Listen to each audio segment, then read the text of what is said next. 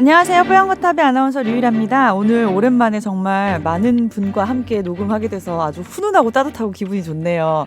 왜냐하면 지난주에 이제 메일에다가 추신해서 그 남주현 기자님 다른 부서 가셨냐고 여쭤본 분이 계셨는데 마침 이번 주에 우리 남주현 기자님 시간이 되셔가지고 와주셨어요. 아니, 사실 그 사연 때문에 그 사연 얘기 듣고 왔어요. 아 진심으로? 네, 어제 조 선배가 그냥 누가 널 찾으시더라? 사연이 왔다. 그래서 저는 사실 나 우연의 되게 일치인 줄 알았지. 본격적인 사연인가 했는데 추신이었어요. 아니야. 아주 그게 더 핵심 내용이긴 했어요. 감사합니다. 추신이라도 그게 어디예요? 그러니까요. 추신이 원래 더 중요한 거 쓰잖아요. 네. 추신에다가. 뭐 그건 아니겠지만 우리가 지금 추신인지 본문인지 따질 형편이냐. 그렇죠. 그것도 감사하지만 그러니까. 추신인 줄은 몰랐어. 나도 이참에 언니를 오랜만에 봐서 너무 반갑네. 그러니까요. 아니 안 그래도 언니였어요? 남주현 기자가?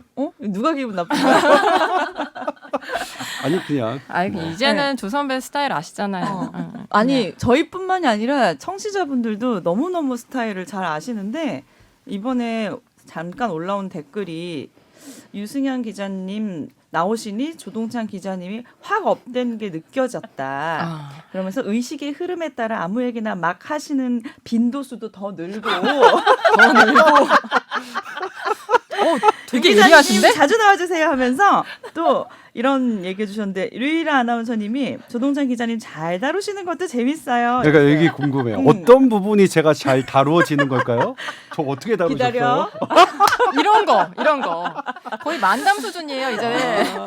그렇구나. 옛날에 우리 남주현 기자님이 한참 이제 매일매일 출연했을 때는 사실 이 뽀얀 거탑이 굉장히 심각한 분위기에 너무 어떤 진지했나 봐. 감로 일박의 그런 분위기였잖아요. 토론회 장처럼. 근데 우리가 프로그램을 이렇게 망쳐놨어요. 언니 죄송해요. 아니 제가 그 승현 씨 오기 전에 좀 나오려고 했는데 희한하게 목요일마다 야근을 한다든가 금요일에 내근을 한다든가 우리가 계속 목금 중에 잘 하죠. 그러니까요. 오늘. 계속 일이 있는 거예요. 그래서 오늘은 목요일인데 어떻게 또 와주셨어요? 사실 지금 또 내근이라 2시 10분 브리핑을 좀 들어야 되는데 진짜? 에라 모르겠다고 왔어요. 어떻게 그럼 절 틀어놓고 찾으시는 분이 방송할까? 계시다 그래서. 한쪽 귀에 꽂고 방송하세요. 그럼. 들으면서. 아이 저 찾아주시는 게 어디예요? 그래서 그러니까요. 냉큼 날려왔습니다. 네, 오늘 아주 풍성한 이야기 기대하겠습니다. 풍성하지가 않을 것 같아 근데. 압박하고 있어. 자, 그래서 오늘은 특별히 우리 남주현 기자님이 얼마 전에 직접 쓰신 기사 얘기를 조금 해볼까 하는데요. 부담돼요. 실외 노 마스크 일상 복귀의 신호탄인가? 이거 시기상조인가? 얼마 전 SBS 뉴스에서 다뤘죠. 네. 어떻게 이게 근데 막 밖에서 마스크 안 쓸 때 이게 안전한 사람인지 아닌지 구분하기도 어렵고 뭐 그런 얘기들 많이 있더라고요. 아니, 근데 뭐가 맞을까요? 예. 저는 사실 지금도 이런 얘기 위험한 발언일 수 있는데 실외에서는 마스크를 너무 과도하게 쓸 필요가 없다고 생각을 하거든요. 그래서 저는 그래서 동네에서 그냥 산책 다니고 설렁설렁 다닐 때는 잠깐 마스크 뺐다가 네. 앞에 이제 누가 오시면 네. 2m로 좁혀진다. 그러면 다시 쓰고 저기 오시면 옆으로 비껴가기도 하고 막 그렇게 했어요. 근데 이게 은근히 눈총을 주시더라고요. 마스크 안 쓰면. 그래서 어쩔 수 없이 그래요? 예민하게 반응하는 아. 분이 있- 계세요. 나는 예. 내가 좀 나를 그냥 관심 있게 보시는 줄 알았어. 아니에요, 선배. 그거 째려보는 아니구나. 거였어요. 저 사람 잡벅이었구나. 그건 세상스러운 얘기는 아니고요. 그러실 거라 저희 충분히 청취자까지 다. 근데 예상을 이렇게 하시거든요, 사는 게 그러면은. 좋아요. 어차피 세상은 일체 유심조야. 내가 마음 먹은 대로 세상은 어차피 세상이 진정하게 어떻게 돌아가는지는 아무도 모르고 그냥 내가 마음 먹은 대로 돌아간다고 생각하면 그게 세상이죠. 이 철학 우와. 팟캐스트로 바뀌었어요? 아니 아나무인인데? 그러니까 제가 한번 얘기했지만 네. 어떤 사람이 빵빵해요. 그러면 저 빵빵하는 소리가 나한테 하는 거라고 생각하면 기분이 되게 나빠. 근데 실제로 저 사람이 나한테 빵빵한 건지 다른 차에 빵빵한 건지는 알 수가 없어요. 직접 내려서 묻기 전에는. 그럼 나는 어떻게 생각하는 게 좋아요? 나 아닐 거야. 다른 사람일 거야. 이렇게 생각하면 되잖아요. 그러니까 마스크를 쓰면 좋겠다는 사람들의 따가운 시선 그게 나쁘다는 거예요. 지금? 아니 근데 저는 그렇지는 않아요. 저는 마스크를 그러니까 사람이 있는 곳에서는 써왔기 때문에 뭐 예를 들면 이제 솔직히 말씀드리면 제가 뭐라고 저는 그러니까 평소에는 유명한 사람이 아니지만 어떤 이 방역 지침 위반에 제가 걸린다면 전 갑자기 유명해질 가능성이 있는 사람이잖아요. 그러니까 우리가 얼마 전에 했었죠. 그렇죠. 그러니까 뭐 지금 SBS 조동찬 하면 누가 알아요. 근데 만약 제가 어떤 방역 수칙을 어겨서 뭔가가 문제가 됐다 그러면 사람들이 다 검색해서 저 자식 지나 잘하라 그래. 그렇죠. 그런 게 뭐 댓글이 수도 없이 달리겠죠. 쏟아질 테니까. 그런데 또 안 유명해질 것 같기도 하다. 근데 막상 누구지? 얘 누구야? 하고 맞아. 까먹겠지. 뭐 욕만 하고. 아니 근데 SBS가 욕 먹겠죠. 저야 뭐. 아니 근데 중요한 거는 2m 거리 두기가 가능한 상황에서는 안 써도 된다는 거예요. 지금도. 근데 그거를 잘 모르시고 뭐 예를 들어 조 선배 지금 지금 얘기했겠지만 뭐 서울시에서 만약에 뭐 턱스급 이렇게 하는 거 막 단속하고 그러잖아요. 네. 벌금 내고. 네. 근데 2m 안에서 사람 없으면 안 써도 되는 그러니까 거예요? 그 야외에서는. 서울시가 그러니까 야외에서? 그 실외에서. 단속하는 곳은 이제 저기죠. 그 공공장소. 지하철이나 실내. 몰리는 곳. 아, 예. 그런 야외는 곳이지. 괜찮았구나. 난 한강에 항상 운동 나가면 무조건 마스크를 착용해서 이거 현수막 엄청 걸려 있어서 다 이게 해당되는 그러니까 건 줄 알았네. 한강은 사람들이 많이 모일 경우에는 그런 거죠. 그러니까 근데 그게 이제 케이스 바이 케이스예요. 예를 들면 지금 우리가 야외에서 걸린 케이스가 여러분들 지난번에 보면 캠핑에서 걸려서 야외에서도 걸린다 했지. 실제로 따져보면 국내를 막론하고 실외는 감염력이 확 떨어져요. 우리 그러니까요. 그렇잖아요. 실내에서도 환기를 자주 시키면 감염 확률이 확 떨어진다는 얘기 많이 드셨죠. 실외는 그냥 주구장창 환기시키는 곳 아니에요. 실외는. 환기가 필요 그러니까 없는 곳이죠. 그렇죠. 네. 그러니까 직접적으로 침방울이 튀는 2m 이내의 거리가 아니면 실은 과학적으로는 혼자 내가 실외를 돌아다닌다. 그러면 마스크를 쓸 이유는 없는 거죠. 그러니까 우리 초반에 항상 얘기했었잖아요. 야외는 안전하다 처음에 이제 마스크 밖에서 쓰기 전에. 네. 네. 지금도 그러니까 야외라고 하더라도 가까이에 있어서 침방울이 튀면 걸리는 건 맞아요. 지금도. 하지만 그렇지 않으면 야외니까 실내는 2m가 훨씬 넘더라도 공기 중에 어쨌든 이게 떠다니니까 침방울이 좀 침방울 중에 좀 작은 거예요. 침방울은 사실은 침방울이라고 우리가 얘기한다면 2m를 원래 못 날아가는 건데 근데 이제 약간 그거보다 작은 에어로졸이라고 하는 것으로도 감염이 되는 게 가능성이 확인됐기 때문에 뭐 그건 그런 부분이 있는 거죠. 네. 그럼 이거 앞으로 어떻게 되는 건가요? 그랬는데 네. 이제는 다시 정리를 하자면 좀 네. 전에 말씀드린 그 2m 거리두기가 불가능한 경우에 마스크를 써야 했고요. 실외에서도. 그리고 또 이제 집회 같은 그런 사람들이 밀집된 5개에서 하는 행사지만 집회 같은 거 할 때는 써야 하는 그 두 가지인데요. 지금은 이번에 조치가 완화된 게 2m 거리두기가 안 지켜지는 상황에서도 1차 접종을 마친 사람은 마스크를 벗을 수 있다. 7월부터 그런 거거든요. 그러니까 여전히 뭐 집회 같은 행사를 할 때는 마스크를 쓰셔야 하는 거고요. 일상적인 상황에서 뭐 야외에서 뭐 산책하시거나 동네에 뭐 사러 가시거나 뭐 아니면 출퇴근할 때 걸어 다닐 때 굳이 이제 마스크 안 써도 된다는 거죠. 1차 접종하고 2주가 지난 사람이라면 네. 그게 바뀐 거고요. 아직 실내 마스크 착용에 대한 조치는 뭐 전혀 변한 게 없기 때문에 계속 뭐 접종을 다 마치신 분들도 열심히 쓰셔야 한다는 거. 그건 좀 정확히 짚고 넘어가야 될 것 같아요. 근데 이제 이 단서가 되게 애매하다는 거죠. 1차 접종 맞은 지 2주 된 사람 네. 어떻게 구분할 수 있나요? 아, 그거는 사실 네. 스스로에게 맡기나요? 결국 이제 QR 코드도 있고 나중에 그 동사무소 같은데 주민센터 같은 데에서 문서도 해주고 그럴 건데 아니죠. 그러니까 그럴 수 있어요. 내가 이제 1차 접종 맞고 2주가 지났다. 그러면 사람들 지나갈 때마다 이렇게 하면 되죠. 지금 캠페인. 그거였어요? 나 갑자기 손가락 이래서 미친놈 난 취급 당하진 않겠죠? 내가 뭐 잘못 말했나 했어. 아니 그런 거 있잖아요. 막 아니, 되게 무면허 운전인데 신박하지 않았나요? 안 걸리면 모르겠다. 그 운전하시는 분처럼 안 걸리면 뭐 말까요? 그거를 사실 걱정하시는 분들이 네. 많은데요. 근데 그거는 어쩔 수가 없는 것 같아요. 본인의 그 시민 한 명 한 명에게 맡기는 거고요. 그리고 잠깐만 일단 7월부터 네. 바뀌는 백신 것들 접종자의 많지 않아요? 그렇죠. 네. 인센티브를 조금 남주현 기자가 한번 7월부터 간략하게 바뀌는 것들 좀 설명을 알려주세요. 해주시죠. 네. 당장 6월부터예요. 6월부터? 네, 다음 예. 주 화요일부터인데 네. 일단 1차, 2차, 3차가 있고요. 그 첫 번째가 6월 1일부터 다음 주 화요일부터인데 일단 마스크는 7월부터고 예방 접종 1, 2차 모두 마친 분은 잠깐만요. 아니죠. 일단 2주부터는 네.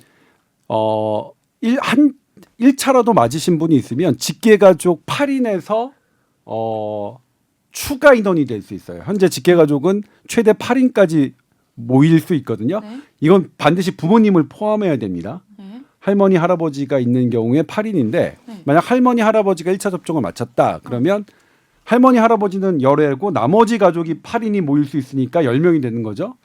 근데 만약 이게 약간 어떤 구조에서는 증조 할머니, 증조 할아버지, 할머니 할아버지 네 분이 맞췄다.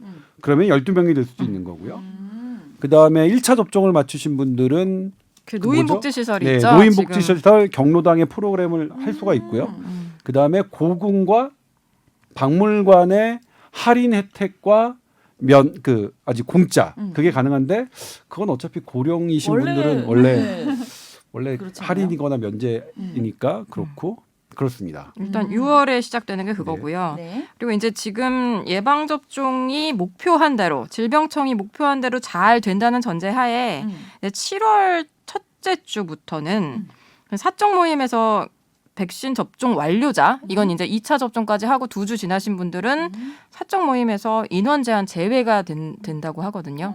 그러니까 지금은 4명까지 만날 수 있는데 거기 이제 백신 맞은 분이 계시면 5명, 6명까지도 또 추가 인원이 가능하다는 거죠.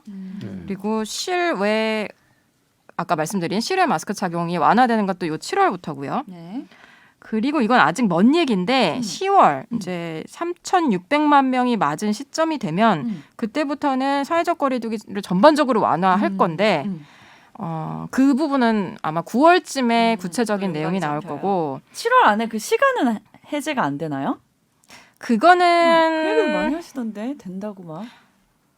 사적 모임 인원 제한 얘기는 있었는데 아직 시간 그 얘기는 제약, 없었어요? 영업 시간에 대한 건 아직까지는 나오지 않았어요. 근데 7월 무렵에 아마 거리두기 개편안이 나올 거니까 그때 좀 조정이 되지 않을까 그렇게 보고 있습니다. 이 하나하나씩 풀린다는 것도 좀 벌써 어색해지려 그러네요. 우리가 이 생활에 너무 적응한 지가 오래돼가지고. 마스크로 가리고 다니는 네. 거 좋았는데. 계속 쓰셔도 되죠 뭐. 네. 쓴다고 뭐라고 하진 않아요 저희가. 그래도 또 네. 뭔가 근데 좀 답답하지 않아요? 네, 그렇긴 한데. 저는 밖에만 나가면은 일단 마스크 최대한 벗고 다니려고 했기 때문에 네. 지금 실외 마스크 완화하는 거는 사실 되게 반가워요. 사실 근데 아까 남주현 기자가 얘기했지만 실외는 사실은 엄격하게 다른 사람과 2m 거리에 있지 않으면 네. 괜찮아요. 그러니까 사람들이 많이 모이는 장소가 아니면 실외는 사실 좀 훨씬 근데 여유가 있는 그런 부분이었죠. 근데 우리나라가 이렇게 인구 밀도가 높은 나라니까 길 가다 보면 대부분 2m가 계속 겹치지 않나요? 뭐 그러니까 네. 우리 이제 횡단보도 건널 때 보면 다 마스크 쓰시잖아요. 그러니까요. 그러니까 네. 2m 내의 거리가 있을 수 있는. 근데 예를 들면 어떤 뭐라고 할까요? 뭐 등산을 간다. 그러니까 휴일날 등산을 가는 건 좀 예외인데 평일날 등산을 갈 때는 뭐 사람들이 많이 없다면 걷는 길에는 그냥 가다가 저쪽에서 사람이 오시면 그때 마스크를 좀 다시 차고 그런 식으로 하시는 분들 내려놓고 많은데 있다가? 저는 봤거든요. 뭐 그거 대단히 과학적인 행동이었다고 생각합니다. 그리고 실은 그래요. 사실 5인이라는 것도 과학적인 근거는 없거든요. 네. 그리고 뭐 영업시간 제한 9시, 10시 참 바이러스 입장에서는 우리가 코로나라고 생각해 보세요. 바이러스가 아침형 나 원래 바이러스였어. 그렇지. 나 야행성인데, 나 그러니까. 사춘기인데, 야행성 아니었는데. 밤잠 없는데 이럴 수 있는 거거든요. 그렇기 때문에 이거 자체가 사실은 결정적인 과학적인 근거가 없이 그냥 어쨌든 마지못해 한 건데 마지못해 한 게 어쨌든 그래도 어떤 득을 향해서 가는 건데 문제는 이게 너무 많은 사람들이 그 자영업자 소상공인이 너무 힘들어하시니까 그래서 이런 부분에 대해서는 좀 그러게요. 선제적으로 하자 뭐 이런 부분이 있죠. 그런 아니 말씀하세요. 끊겼나 보다 나. 아니야. 근데 내가 지난번 그렇게 눈치 방송을 보세요? 그게 안 아니고요. 그랬잖아, 원래. 요즘에 제가 나이 드니까요. 네. 자꾸 까먹어요. 그래서 이렇게 누가 말을 딱 끊으면 그 순간 까먹고 그러거든요. 아. 선배도 까먹었을까 봐. 걱정돼서. 전 그 정도는 아니에요. 자, 그 정도는 아니에요. 아니 그 정도는 아니죠. 그 정도는 이분이 원래 아니에요. 그 정도는 아닌 분이거든요. 이것 봐 이제 까먹었지. 그 정도 아닌 거 알지? 아니 그러니까 까먹었어. 아니야. 예를 들면 네. 이 부분에 대해서 이제 논란이 뭐냐면 어제 남조현 기자의 보도에서 잘 드러났는데 이것을 받아들이는 분도 있고 이제 정부 측은 이제 과학적으로 어느 정도 안정화됐다. 그리고 근데 전제 조건이 상반기에 1,300만 명, 그다음에 9월까지 3,600만 명이 접종을 맞는다는 것, 1차 접종이라도 이 전제 조건 하에서 이 백신의 인센티브 거리두기 완화, 마스크를 벗는 것은 괜찮다라는 게 이제 정부가 발표한 거고 그것에 대해서 일단은 신종감염병 중앙임상위원회 위원은 찬성해요. 그런데 이유는 달라요. 네. 찬성은 하지만 이유가 다르다. 오, 뭐냐면 네. 어차피 원래부터 집단 면역은 어려웠다. 우리가 생각하는 그러니까 어떤 한 날 한시 우리나라가 전부 다 4천만 명이 다 5천만 명이 다 접종을 한다고 하더라도 코로나는 없어지지 않는다. 어차피 코로나는 계속 가야 되는 거고. 그런데 그동안 보면 너무 코로나에 대한 공포심이 컸다. 그러니까 이게 그 자료에도 나왔지만 3%의 영업장에서 환자가 발생했는데 우리나라의 모든 환자들을 보면 나머지 한 명의 환자도 발생하지 않은 97%의 영업장까지 다 문을 닫는 이런 너무나 조금 과도하고 획일적인 정책이 있었고 그리고 이걸 연령대별로 따져보면 60대에서는 대단히 위험한 질환인데 네. 60대 이하에서는 사실상 독감하고 비슷한 수준으로 봐도 치명률이 된다. 낮아서. 네. 처음엔 놀랐지만 처음에는 사실 조마조마했지만 네. 그래서 그렇기 때문에 이것은 진작이 조금 더 풀었어야 된다. 그리고 특히 언제가 타이밍이었느냐? 고령자 접종, 우리나라에서 사망자가 늘었던 노인 요양시설과 고령자들의 1차 접종이 완료되는 순간에 이미 했어야 했다. 그런 논리로 정부의 주장을 지지하는 거고요. 네. 반대편으로 이제 우려하는 반은 토스. 너무 섣부르다는 거고요. 그러니까 네. 1차 접종만으로 믿을 수 있느냐. 2차 접종 받고도 지금 돌파 감염되는 분들이 있는데 너무 불안하다. 플러스 이렇게 섣부르게 이 방역을 풀다 보면 다른 분들 있잖아요. 백신 못 맞은 분, 우리 같은 사람들. 이런 사람들까지 흐트러질 수 있다는 거죠. 사회적 거리두기 약간 느슨해지고 마음을 놓으면 지금 아직 이 계속 700명, 600명 오르내리고 있는 이 상황에서 너무 불안한 것 아니냐. 생각보다 시민 인터뷰를 따보면 네. 불안해하시고 더 걱정하시는 분들이 많아요. 그래요. 되게 저는 할 때마다 놀라는데 이걸 이거- 타이트하게 한다고 해서 우리가 이걸 따르고 있기 때문에 잘하고 있는 게 아니라 느슨하게 한다 그래도 평소처럼 잘 하실 것 같았는데 또 아닌가 봐요. 네, 이게 네. 그리고 이제 어떤 분을 인터뷰하냐에 따라 되게 다를 거예요. 이제 좀 전에 조 선배 말씀하신 것처럼 자영업자분들을 인터뷰했을 때와 그냥 일반 일반 시민이랑은 또 다를 거라 이게 일반화하기는 정말 어렵고 조심스러운데 나이대도 다를 수 있고 이게 너무너무 네. 달라요. 네. 입장이 다르기 때문에 결국은 이렇게 풀어주는 분위기로 가되 각자 조심을 해야 되는 거고 아까 유일아 아나운서 계속 말씀하신 이 사람들 1차 접종 확인 어떻게 할 거냐. 뭐 우리가 불신검문을 할 수도 없고 근데 결국은 한 명 한 명이 스스로의 신뢰를 갖고 하는 거죠. 나는 맞았으니까 하고 나는 아직 못 맞았으니까 마스크 열심히 써야지. 뭐 그렇게 갈 수밖에 없는 거예요. 뭘 어떻게 할 수 없잖아요. 이름표를 줄 수도 없고. 유승열 기자님은 뭐 어떻게 하는 게 좋을 거라고 생각하세요? 뭐 저도 저도 약간 조심스러운 입장에서는 네. 아무래도 2차 접종까지 완료한 사람이 많은 시점에 하는 게 맞지 않을까. 왜냐하면 조심스러워해서 오히려 이렇게 마스크를 이 정책에도 불구하고 할 사람들이 있겠지만 또 아닌 사람들도 막 섞여 있을 거기 때문에 그런 생각은 드는데 뭐 이미 결정된 거라 우선 시행되는 거 보고 어떻게 되는지 좀 보고 또 조정을 하지 않을까. 근데 또 걱정하는 사람이 많다는 거는 이렇게 좀 느슨해지더라도 더 조심을 알아서 하실 분들이 많다는 그렇죠. 얘기니까 그렇게 볼 또 수도 걱정을 있죠. 많이 안 해도 되겠네요. 네. 그러니까 이렇게 되면 뉴욕이 지금 그렇다잖아요. 맞았는지 안 맞았는지 모르겠는데 다 벗고 다니니까 네. 마스크를 네. 결국은 내가 스스로 조심하는 수밖에 없을 것 같아요. 당분간은 과도기니까. 뉴욕 가고 싶다. 너무 가고 싶다. 아니 물론 서울도 뭐 가고 싶어요. 서울도 이제 서울에 계시잖아요. 나도 아니. 서울 가고 싶어. 아니 그냥 제가 그 좋아하는 거리가 있어요. 우리 그 그러니까. 남 기자랑도 여러 번 우리 팀들이랑 갔었는데 종로와 나도 광화문 그 얘기하려고 있죠. 그랬어요. 네. 거기를 가야지 진짜 예. 서울 놀러 간 기분이 시내죠, 들잖아. 시내. 시내는 옛날 시내. 그렇죠. 물론 그래도 집은 강남이에요. 가격으로 따지면. 그런데 이제 뜬금없죠. 집은 강남이고 놀러는 거기 시내로 가고. 아니 근데 시내? 뭐냐면 거기를 엊그저께 이제 무슨 회의가 끝나서 지나가는데 와, 이 거리를 그냥 지나치기가 아까운 거예요. 종로에 그 살짝 예를 들면 걷고 거기에 싶어. 돌담길 뭐 이런 거. 돌담길도 말고? 있지만 돌담길은 그게 아닌가? 돌담길이 여기서 왜 나와? 종로에 어디 우리 나이를 말씀하시는 생각해요. 아니 삼청동에서 서울대병원 넘어가는 그 길 말씀하시는 거죠? 아니 거기도 거기가 있고 돌담길인데? 종로도 있죠. 거기 뭐냐면 그 뭐 종로 어디요? 우리 코다리찜 먹었 그 을지로. 을지로 거기- 맛집 많아요. 그렇죠. 거기에 의자 조명- 딱 놓고서 그 상가 막 있는데. 뭐 어쨌든 생맥주가 맛있는지는 모르겠지만 일단은 그 분위기에서는 아 을지로 저기 네. 포프집 유명한 고기 네. 힙지로. 네. 어. 뭐 그런데 그런 자리하고 그다음에 조금만 저쪽 그 건너가면 거기 인사동 삼청동에 좋지. 예, 막 그런 재밌어. 전집 뭐 그런 거 있잖아요. 파전집. 광장시장 쪽. 예. 그리고 광장시장도 있고요. 네. 와, 그 거리를 걸으면서 너무 아까운 거예요. 아, 이 서울을 거기 가면 진짜 예. 놀러 아니 가는 근데 기분이야. 걸으시면서 뭘 아까워요? 못 갈 때 아쉽고 막 안타까운 거지. 걸으시는데 뭐가 아까워요? 아니 왜 걸었냐면 그때가 이제 한 8시 정도 끝났는데 뭐 8시면 누구를 불러서 이제 야 한잔 하자 할 수 있는 할 수 시간이 없는 아니잖아요. 아 이미 그런 늦으니까. 나오면 의미에서. 9시일 테니까.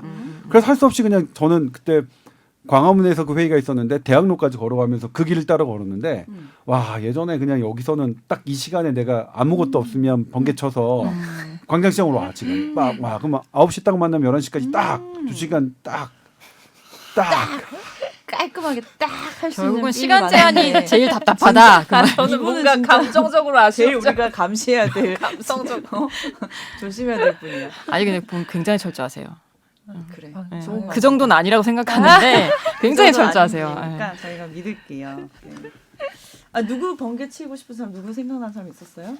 아니 뭐 이라. 그렇죠. 번개 치면 우린 또 바로 나가지. 그렇지. 그러니까. 그러니까 이번 생은 그럴 뭐, 날 또 오겠죠 뭐. 이번 생은 어쩔 수 없어. 이번 생은 뭐 그냥 그렇군요. 기존에 있던 사람들을 그냥 마무리하는 걸로. 아니 떨이 아까 그 취급당하는 얘기 잠깐 느낌인데? 나왔는데 돌파 감염 2차까지 맞았는데도 확진되시는 분 그런 건 좀 많이 걱정할 정도인가요? 이 돌파 감염이 예.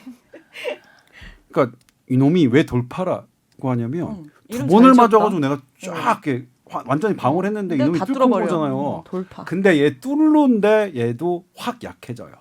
아, 그래서 지금 그냥 돌파 그런 거보다? 감염의 확률도 그렇게 높진 않아요.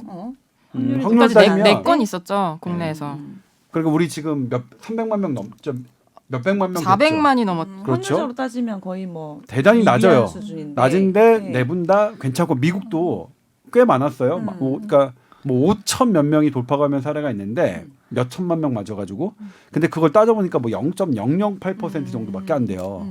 근데 그분 5천 분들이 대부분 경증이에요. 그러니까 본인은 괜찮아요. 근데 다만 돌파 감염한 분들이 본인은 괜찮은데 이게 백신을 안 맞은 사람들에게 전파를 하면 그분들은 괜찮지 않을 수가 있죠. 그렇죠. 그러니까 사실은 감염 전염성 자체가 때문에 수그러질 때까지는 마스크는 백신을 맞더라도 쓰는 게 안전하긴 해요.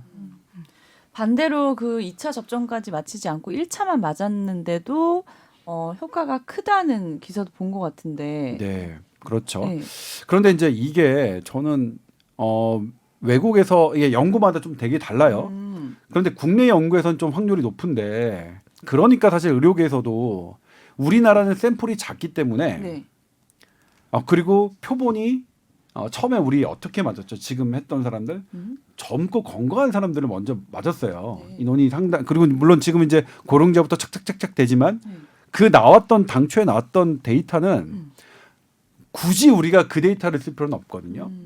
영국이나 다른 데서 뭐 3,500만 명, 뭐 5천만 명 이렇게 나와 있는 데이터를 그냥 우리가 활용하면 되는데 네. 괜히 이제 이게 뭐냐면 열심히 일해서 괜히 조금 뭐 잡음을 만드는 그런데 분명히 한 번만 맞아도 훨씬 나아요. 훨씬 나은데 그럼에도 불구하고 두 번 맞은 것만은 못해요. 그러니까 2번을 맞는 게 좋죠. 근데 최근에는 재밌는 게 네. 어젠가요? 어제 아마 임상 시험은 아직 안 되는데 미국에서 꼭 발표를 할 것 같은데 네.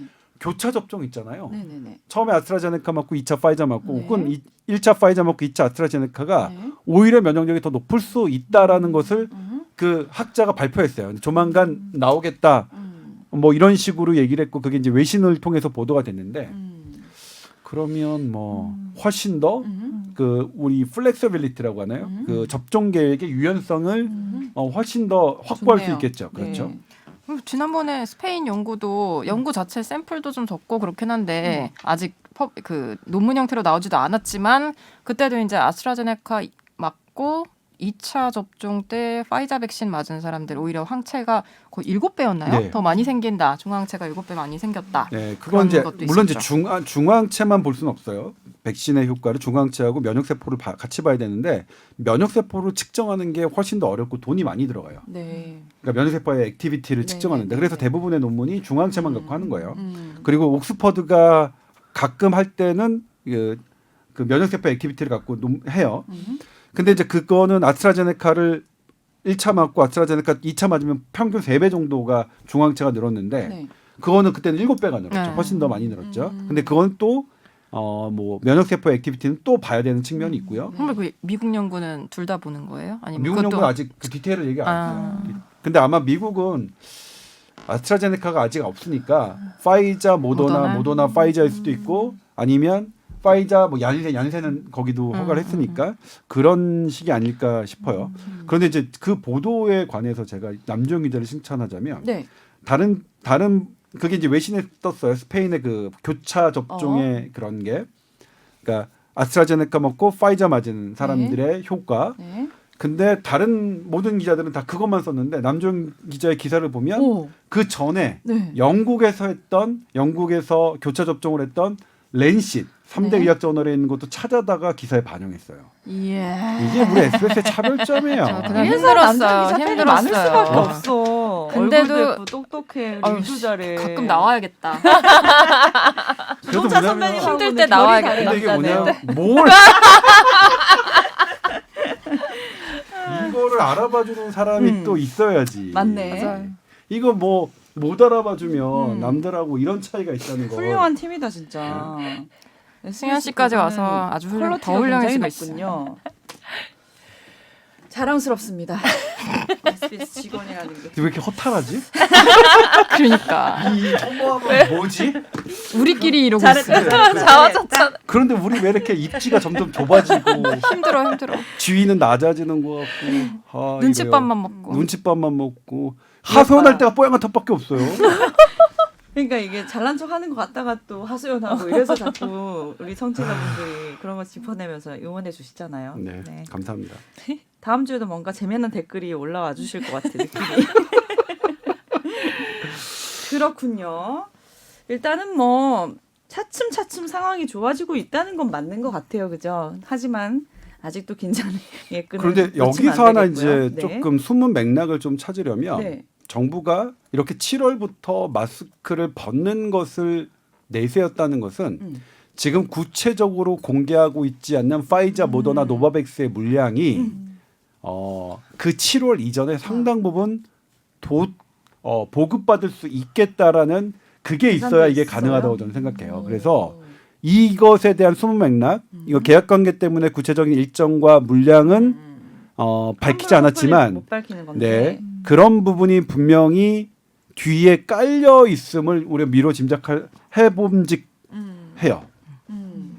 그러니까 이게 계속 이런 식의 인센티브가 나오면 나도 저 혜택 누리고 싶은데 나는 없어서 못 맞는다 그런 불만도 나올 수밖에 없거든요. 못 맞는 분들은 분명히 계시니까 네. 우리도 그렇고 그러니까 그 조 선배 말씀하신 것처럼 그런 게 어느 정도는 좀 내재돼 있겠죠.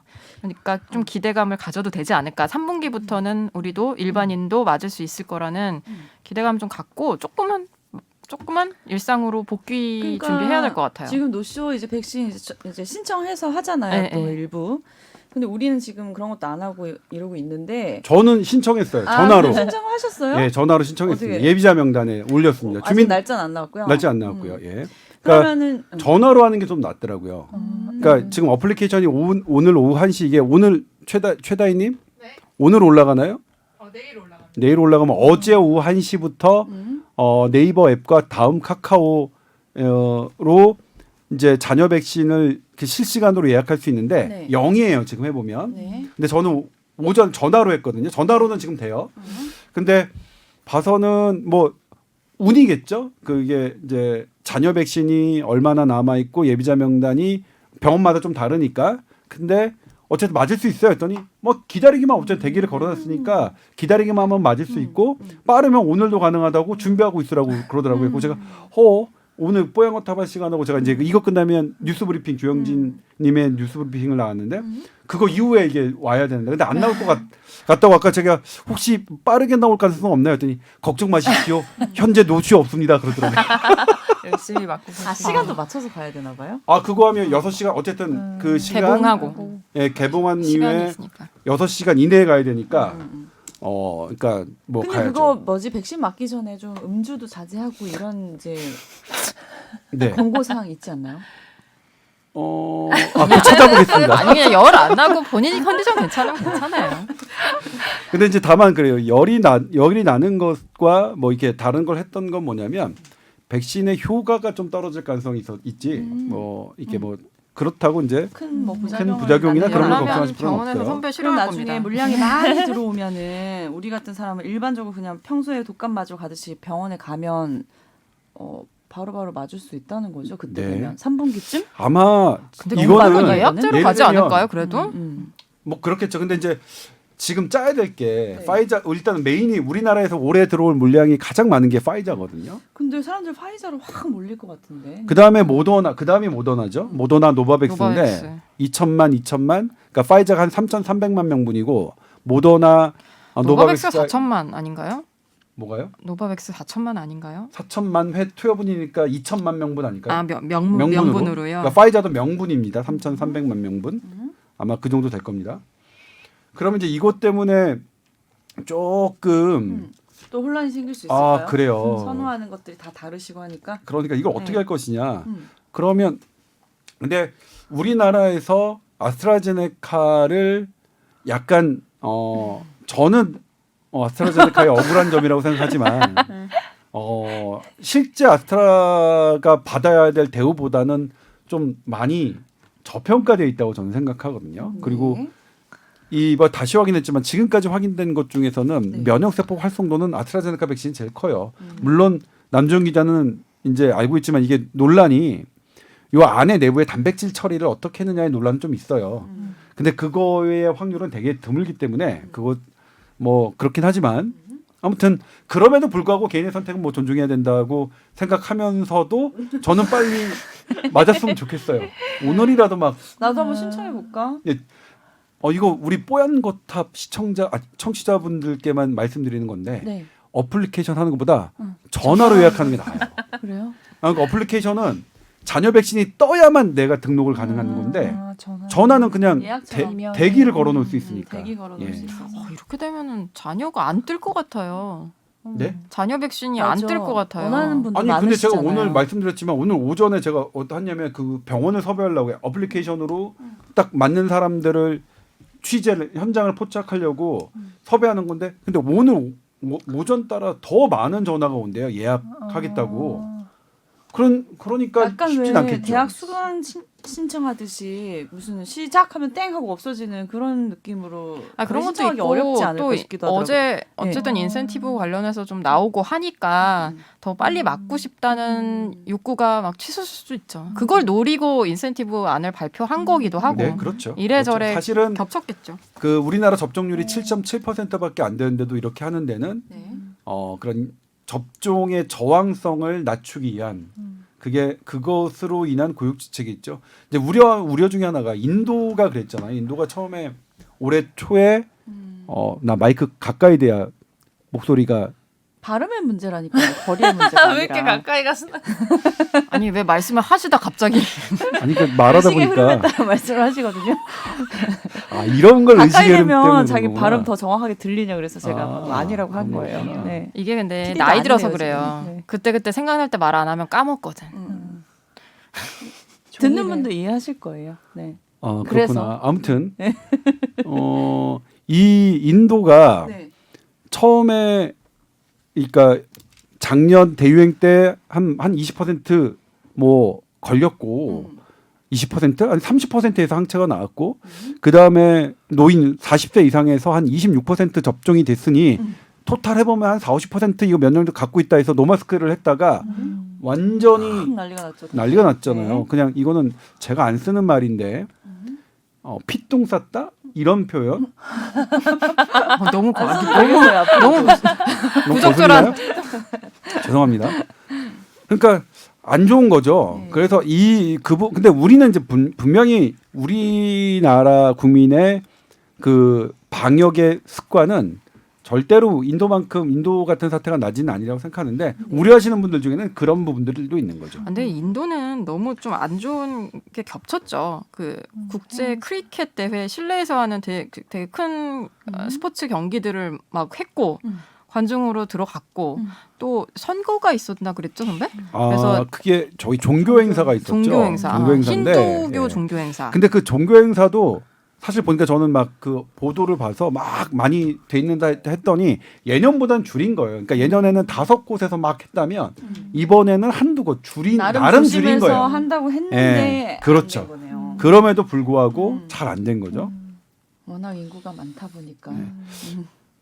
그래서 저는 기본적으로 지금 우리가 쓰고 있는 우리 국민들이 생활하는 마스크, 그러니까 우리 밥 먹으러 갈 때도 뭐 음식이 나오기 전까지는 마스크를 쓰고 밥은 먹고 또 뭐 화장실 갈 때 화장실 갈 때 또 마스크 쓰고 이런 정도면 우리는 뭐 슬기롭게 이겨 나가지 않을까 싶습니다. 아니, 그리고 사실 전 제 어제 기사에서 가장 하고 싶었던 얘기가 그 부분이었는데 그러니까 지금 개별 접촉에 의한 감염이 한 절반이 돼요. 한 47% 왔다 갔다 하는데 그게 결국은 가족 간의 뭐 접촉, 지인 이런 식으로 우리는 지금 어쨌든 칸막이가 있지만 네, 지인과 마스크 벗고 밥 먹고 차 마시고 얘기하고 그런 어쩔 수 없이 마스크를 벗을 수밖에 없는 상황에서 일어나는 감염이 절반 이상이에요. 그 뭐냐 집단 감염도 사실 대부분 그런 게 많이 있으니까. 그러니까 그거는 마스크로 해결이 안 되니까 빨리빨리 백신을 접종을 시켜야 하니 이렇게라도 해서 접종률 높이자. 그런 약간 고육지책 같은 거거든요. 그러니까 우리가 마스크에 의존할 수 없는 상황에 대비하려면 백신 외에는 답이 없다. 그러니까 빨리 맞자. 심리를 근데 잘 이용한 것 같아요. 무섭다가도 갑자기 그렇게 하니까 빨리 맞을까? 그렇죠. 마음이 바뀌더라고. 그러니까 아스트라제네카 1차 맞으시고 약간 이상 반응 나타나서 힘들어 하시는 분들 저도 봤거든요. 그분들 2차 안 맞는다 그러다가 나중에 2차 맞고 2주 지나면 해외 갔다 와도 자가격리 안 해도 된다 그러니까 그럼 맞아야겠다. 그러니까 그런 것들이 확실히 접종률 높이는 데 도움은 되긴 하는 것 같아요. 네, 그리고 본격적으로 6월에 EU에서 일단 백신 패스포트를 하겠다고 했죠. 그러니까 EU도 그러니까 백신 완료자, 접종 완료자 2회를 맞고 2주가 지난 사람에게는 자가격리를 하지 않아도 된다니까. 그러면 이제 좀 부러워요. 그래 그분들. 근데 그런 소문이 있던데 아스트라제네카를 맞아도 미국은 안 받아준다. 2주 격리해야 된다. 그게 쉽진 않. 사실 그게 되게 주요한 논쟁이에요. 그러니까 현재 중국에서 자가격리 명제가 되는 사람은 중국에서 허가한 백신을 맞은 사람들이에요. 우리나라도 마찬가지입니다. 지금 현재 모더나를 맞으신 분들은 이 자가격리 면제에서 대상에서 제외돼요. 그러니까 국민이라고 하더라도. 근데 이걸 이제 아마 6월달에 미국과 유럽이 협약을 할 것 같아요. 그러니까 지금 상태로는 미국이 아스트라제네카를 허용하지 않았기 때문에 지금 상태로는 그런데 근데 미국이 허용하지 않은 것은 아스트라제네카의 효과와 안전성을 인정하지 않아서가 아니라 그분들은 뭐 파이자, 모더나, 얀센 다 갖고 있으니까 노바백스 갖고 있으니까 그런 측면으로 보고요. 전 세계에서 아스트라제네카 백신을 접종하는 국가가 가장 많습니다. 그렇기 때문에 그것은 EU와 미국이 어느 정도 그 백신의 종류와 이런 것들 아마 세계보건기구도 분명히 관여를 할 거예요. 그렇게 되면 그것에 준해서 우리나라도 뭐 따르면 되니까 백신이라고 만들어놔서 맞았는데 뭐는 만약 차별하고 뭐는 아스트라제네카를 대응하면 안 되지. 제가 맞았는데 위에 맞았는데 만약 미국에 못 가는 그런 상황이 발생한다 그럼 저는 울 거예요. 억울하지, 너무 억울하죠. 아니 그냥 기본적으로 지금 모든 백신의 인센티브라 하는 것은 특정 백신을 맞았거나 안 맞았다고 해서 못하게 하는 건 없어요. 그러면 안 된다는 게 뭐 일반적인 의견이고 그러니까 못하게 하는 건 아니고 그러니까 아스트라제네카 맞았다고 못 가는 건 아니에요. 입국이 그러니까 금지된 건 이주 아니고 격리 때문에 물어본 이제 거예요. 격리가 네. 해제가 되느냐 안 되느냐 그건데 그게 지금 그 연방 정부하고 주하고 정부하고 다 조금씩 달라요. 그래서 그거를 확인을 하셔야 되고 그 주에서 그렇게 결정하면 사실 대책이 없기 때문에 연방 정부 입장은 WHO에서 승인한 백신은 다 그 격리 면제하는데 할 수 있도록 권고한다. 뭐 이 정도로 돼 있기 때문에 허용해주는 주로 들어가야겠네. 그렇죠.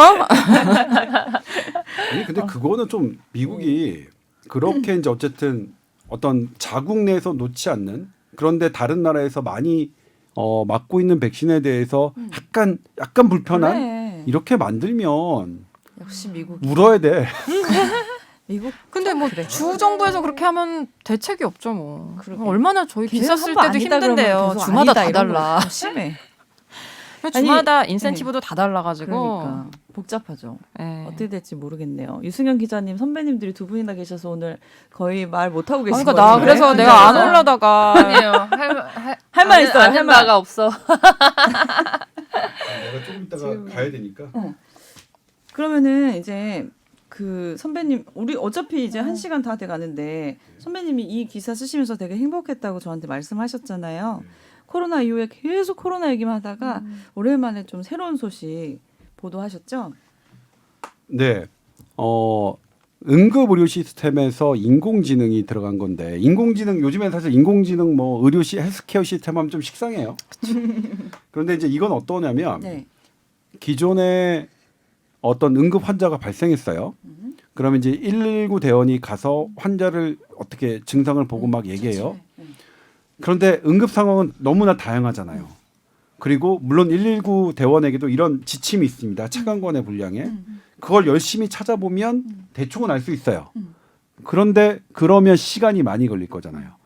그게 사실 문제였어요. 이거는 이제 인간이 할 수 있는 최선을 다해서 빨리 갔는데도 뭐 급한 건 하지만 이 환자에게 어떤 처치가 될지 그리고 119에서 당연히 현장에서 상황이 제대로 파악되지 않으니까 당연히 이송할 병원의 의사도 뭘 준비해야 될지 모르고 그래서 119 대원님들께 설문조사를 해보면 어떤 게 가장 어려웠냐면 현장에서 환자가 어떤 상태인지 어떤 것을 처치를 해야 될지 좋을지를 모르겠다. 그게 90% 이상이 넘었어요. 아이고. 근데 너무나 당연하잖아요. 네. 이걸 그러니까 세버란스 심장내과 교수인 이 5G AI 응급의료 시스템 사업단 단장은 뭐라고 표현하셨냐면 다양한 응급 상황에 통달한 전문가는 존재하지 않습니다.